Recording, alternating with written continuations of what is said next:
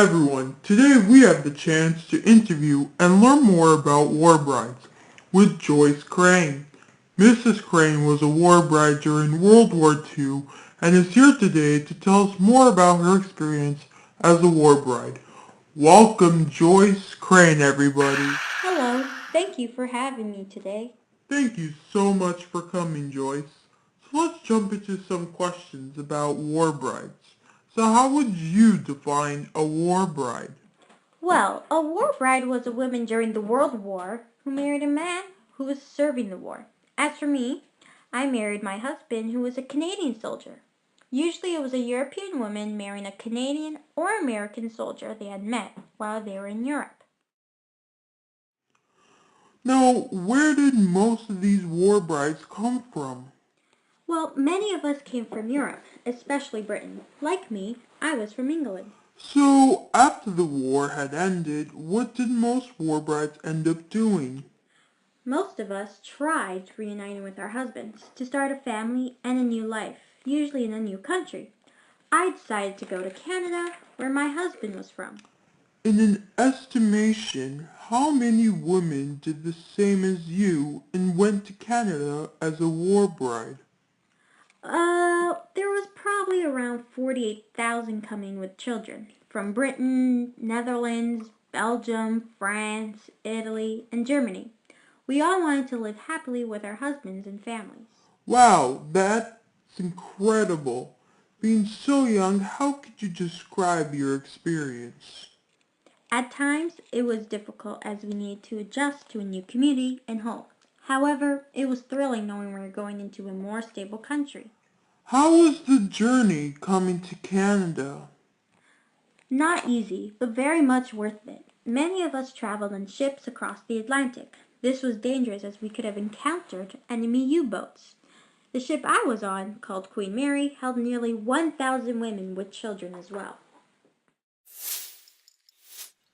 Now that's a lot of people to share a boat with. How was that for you? It wasn't as bad as it sounded. The Red Cross did their best to make sure we were all taken care of.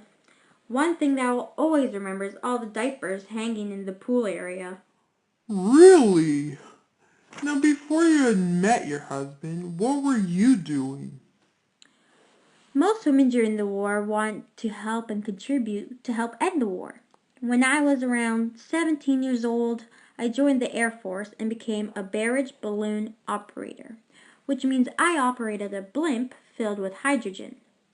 This was part of the Women's Auxiliary Air Force.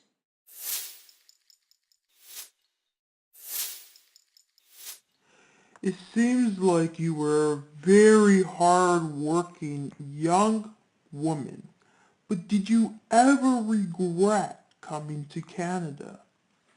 No, not at all. Though at times I'd miss England, Canada was my new home. I was with my husband and children. Everything went well.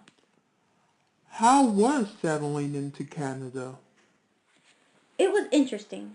For some of us, we were not used to the rural community.